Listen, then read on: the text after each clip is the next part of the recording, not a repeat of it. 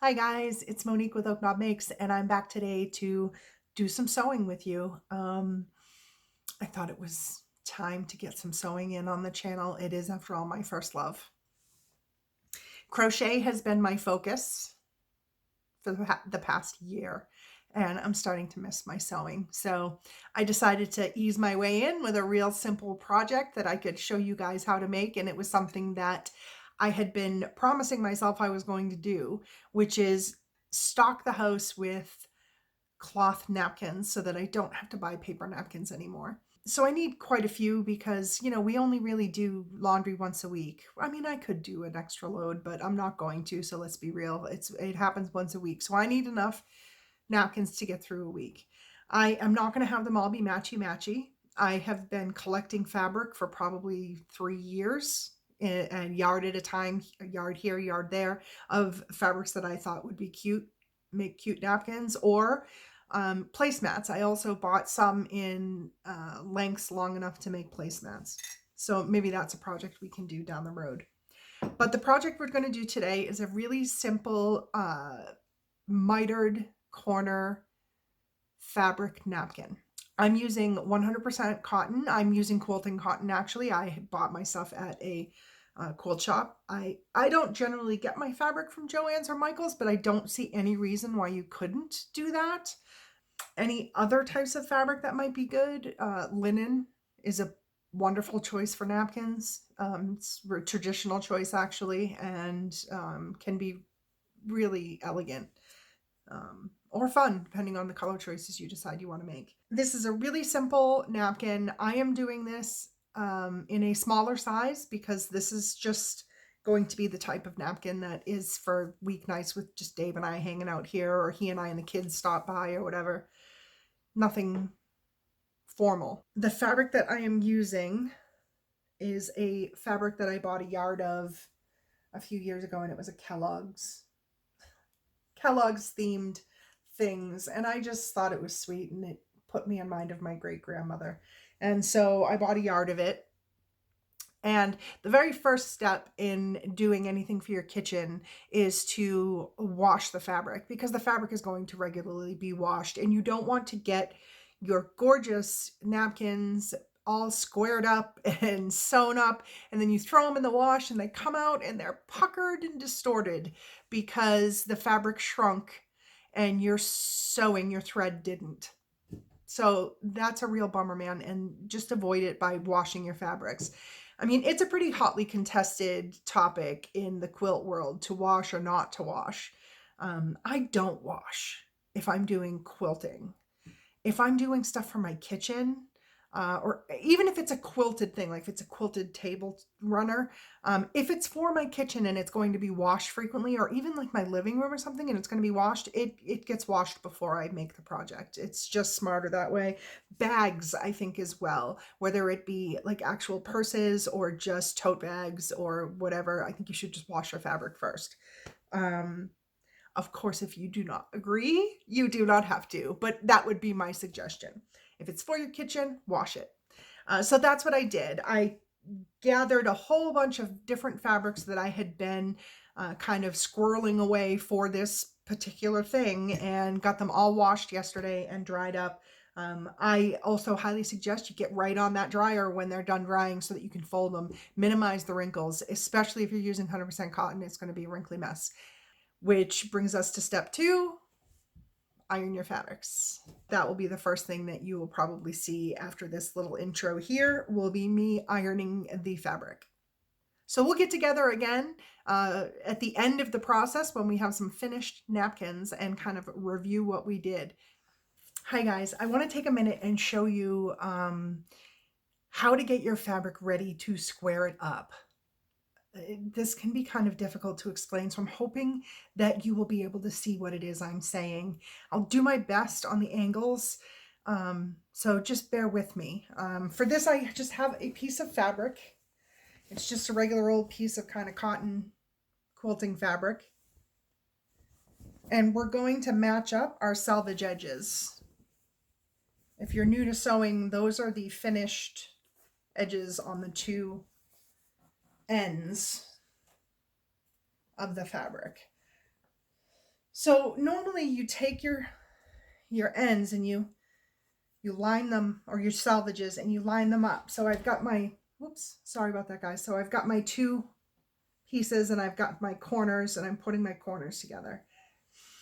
And then you just run your hand along the top and make sure that you're getting them lined up. So you can see they're pretty well lined up at the top. And if you can see at the bottom, do you see all of those wrinkles right there? That's because it didn't come off the bolt straight. So when they cut it, the fabric isn't straight. I don't think you can see, yeah, you can kind of see it on this end, on this side. There's a big fold in the fabric where it will not be flat at the bottom. So what do? We take our fingers and we slide the fabric on the top. You know, you've got 2 pieces of fabric here. You're going to slide the top one towards the wrinkle. And you're going to let your other hand slide, allow it to move. And as you slide along the top, you're still keeping the edge lined up. It's just the 2 cut pieces, the 2 cut ends. This top edge you're keeping lined up. It's these edges you're letting deviate. And as you let your fingers slide towards the wrinkle disappears. See, it's now flat. This is now the difference. Same thing on the other end. You can see there's a lot of difference here. So when I say you let your fingers slide, you're just, you know, doing one of these with your fingers like this. You're just going to let it slide against itself, your fingers. And the fabric is going to gap in whichever direction. Okay? So then when that disappears, you would take this right over to your iron and you would press that seam flat in the center. And then from there, you'll see on our fabric that we're making our napkins out of today what I did with that at the cutting table. But I realized I forgot to kind of show you how to get rid of that wobble in your fabric. If this doesn't make sense, let me know it doesn't make sense, and I'll try and come up with a better way to show it. It may...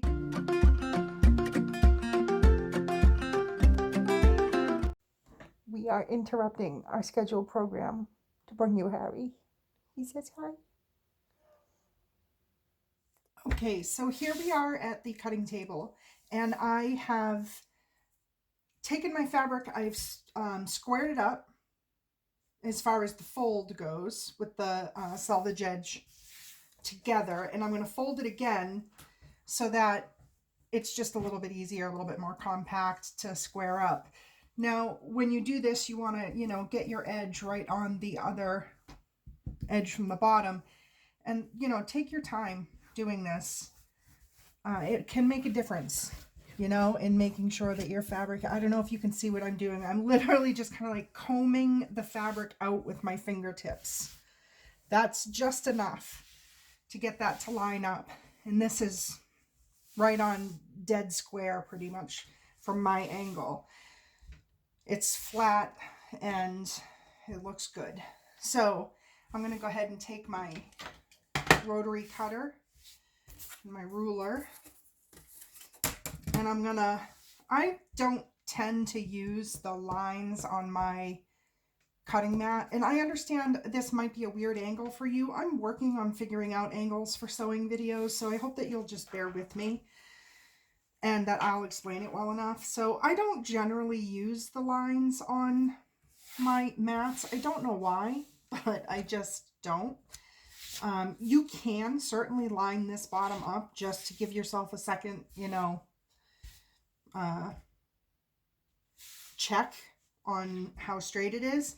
And now you have to remember that you might have some uneven edges here. So I try to kind of look at my edges, see how far into it is my furthest cut. And that's where I try to get my ruler lined up close to. And I generally line up the line on my ruler with the edge of the fabric because I know this is straight now because of the way I folded and combed my fabric out. So I'm lined up, and I'm going to just go ahead and give that a cut. Scraps. Close your rotary cutter. Now you take it and you flip it. Try and do this gently so that you don't disturb the 90-degree edge you have over here.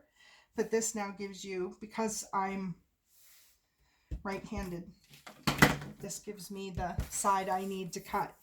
Now we're going to cut 14-inch squares. So I'm going to cut up 14 inches. And in this case, you could use your mat and just line your edge up here. Line your edge up here and count over 14.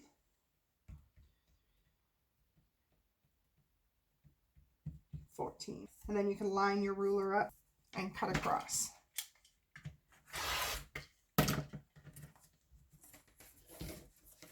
You could also use a square ruler if you have one big enough. If you don't, I do, but this is just easier. Less moving parts in the way trying to film. If I do it this way, now I'm going to fold that out. I'm going to line this back up.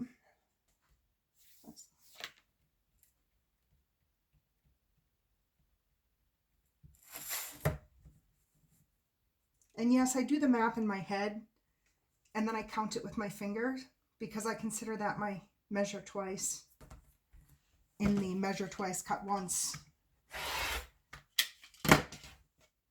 narrative. Okay, now I need two 14-inch squares out of each of these. I'm going to cut off my selvage edge, measure over the 14. And I'm going to flip it so that I can see my selvage edge better. So good.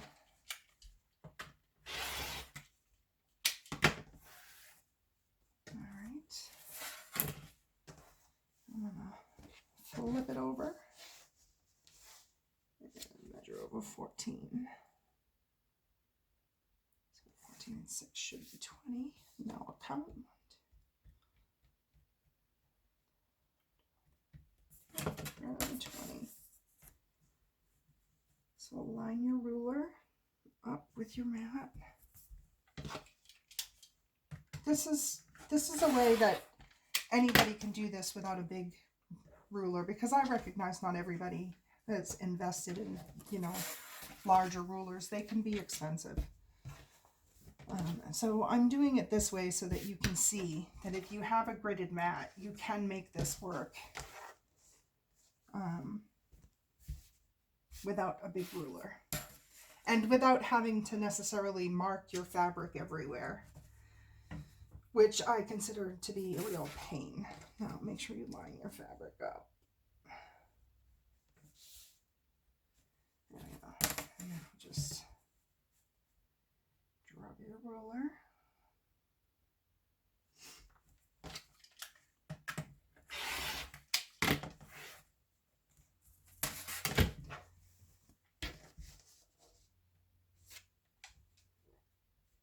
And the good thing is, I do have a little bit of extra here, like big enough pieces to maybe make even like some napkin rings out of, or I don't know. Who knows? Sky's the limit. 20. Okay, so 2, 14, yep, right at 20. Once again, take the time to line things up. Make sure you're really on the money.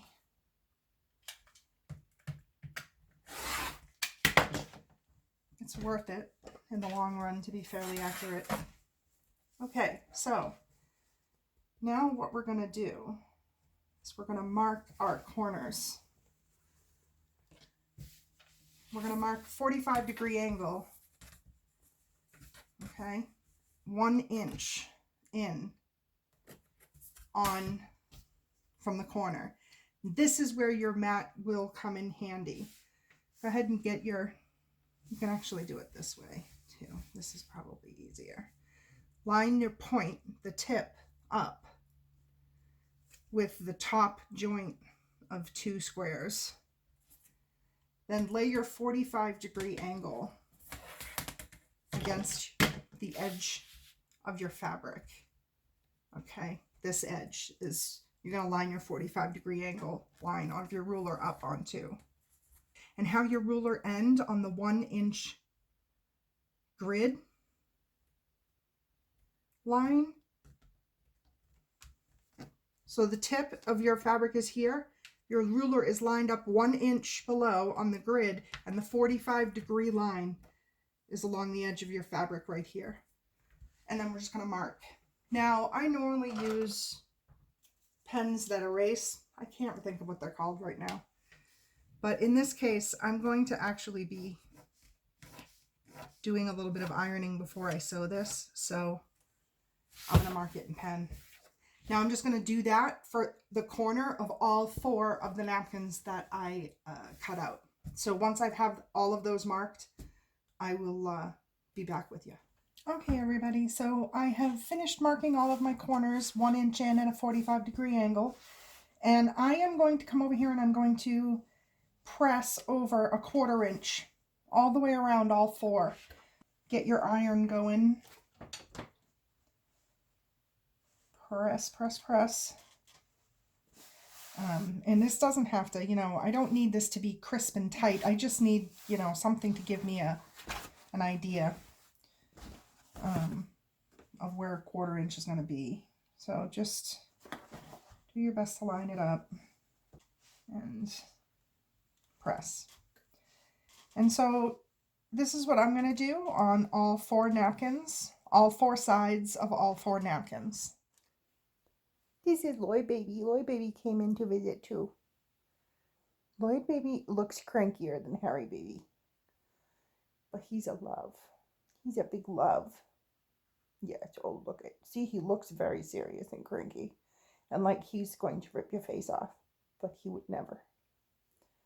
He is a big love.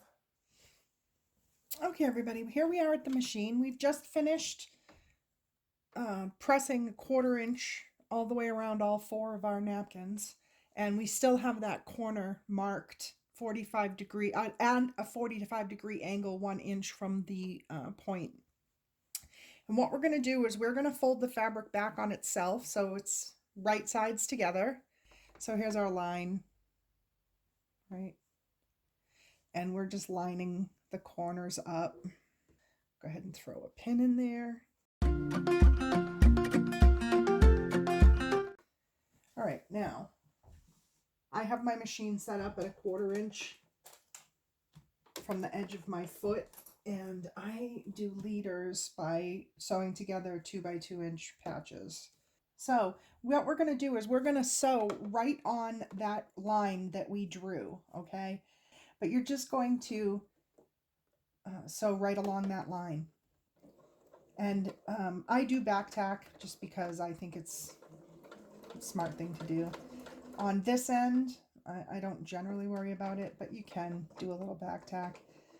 Okay, now I'm just going to grab the next corner, and I'm going to do the same thing. So I'm not going to stop. Okay, we'll take the pins out. Okay.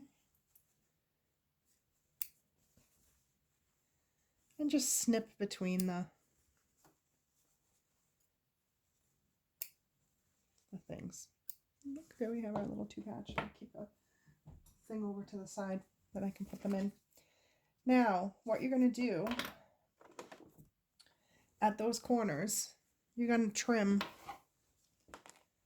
about a quarter of an, well, you're going to trim off the end, but you're going to, leave about a quarter of an inch or so, not a ton. You can eyeball this. You don't have to measure it. You can measure it if you want. I'm not going to measure it for this. This is not a big deal. So just trim those edges. Okay. And then you can finger press them open. That I think is kind of a reasonable thing to do. And if you don't know what that is just basically taking your fingers and opening the little seam that you just cut, and then just push it down with your fingers. Push the seam open so that it's kind of pressed by your fingers. So it's been pressed open. And this can just help make your mitered corners a little bit neater, a little bit flatter. Now, flip your corners right side out. I have a thing over here that I use. So you just take your corner, flip it inside out, gently push out the corners. Okay. Let's do that. You see what I'm doing here, guys? Just flipping it right side out, and then there. This is now I've got all 4 of them turned. And if you look at your square now, it's now facing towards the inside. And what you do is, you remember that 1/4 inch that we pressed? It kind of remembers that. And you just take some pins and you get your corner, fold it up, and you might have to let 1 or 2 stitches go on the corner of the miter. And that 1/4 inch, and I just take a couple of pins. You certainly don't even have to take the pins. You could just do this all by hand if you wanted to now with the sewing machine. But I'm going to just do a few pins just to help hold it. I don't think you need to be excessive with pins, but I think sometimes it's helpful to have them work as kind of a third hand. This is really the only kind of tricky bit, I think, is getting the corners to lay flat once you turn that seam. Because if you sew all the way across, which I did, and you certainly can, and I backed it too close. There we go. Now this fabric I actually am finding to be helpful, because as I'm doing my seaming, see, I fold that over. Well, it lines up. I can see through to the other side. My box is lining up, so I know that I'm in pretty good shape there.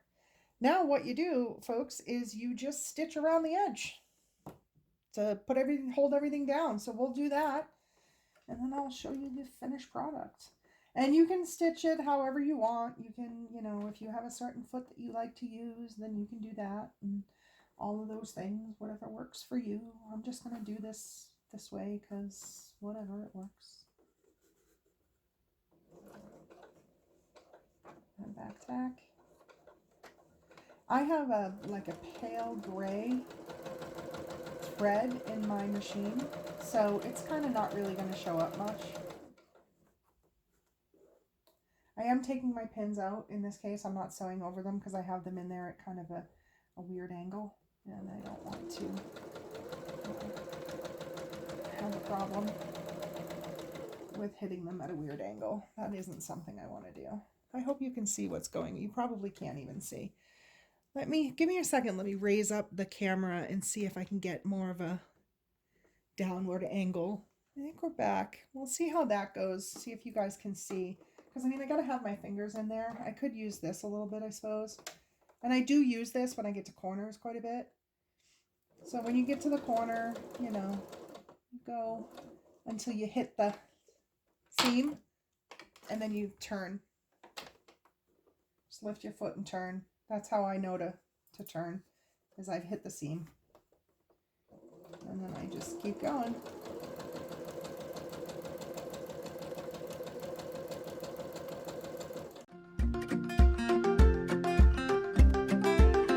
All right, now we've met up with our stitching at the beginning, back tack a little bit, and then I go forward a couple, and then cut your thread. And here you got it. You can trim off where you started and stopped. Got a little bit of a rat's nest there just because I came in too far with that very first stitch and I didn't bother to take it out because this is just for us. Dave will forgive me, but there you go. So you've got it, it's hemmed on this side, on the back. This is how it looks. It's very simple, but you give it a fold and honestly, it's, you know, about the size of a napkin. And they're more fun and they're better for the environment. So I'm just going to go ahead and sew the rest of these. I'll keep filming so that you can see the process. Hopefully you'll get the idea, even if my hands are a little bit in the way. I'll see you back in a little bit.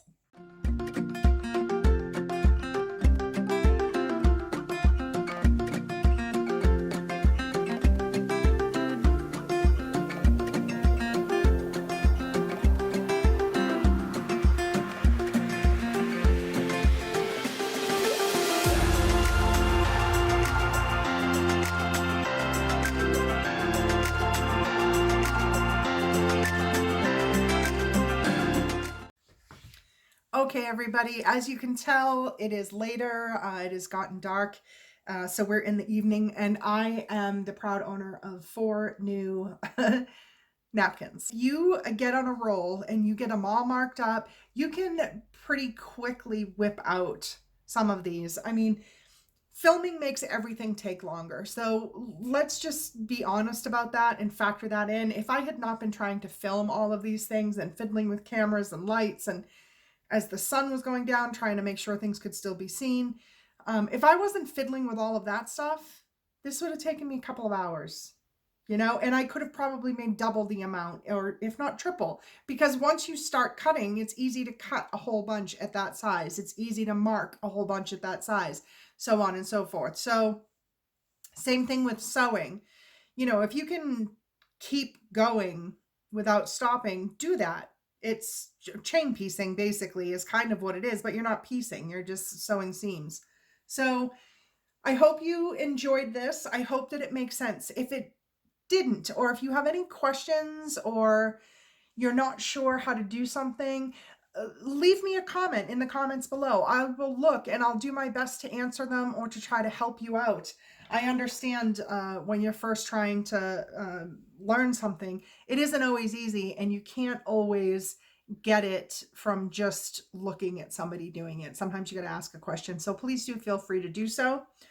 I'll be back with you for another sewing tutorial or video, hopefully soon, to share the fancier or more formal napkins and or placemats, because I need both. I hope that you'll join me when I come back to do that. And until that time, I hope you're well, take care of yourself, and I look forward to seeing you again so that we can be creative together. Okay, everybody, have a great night.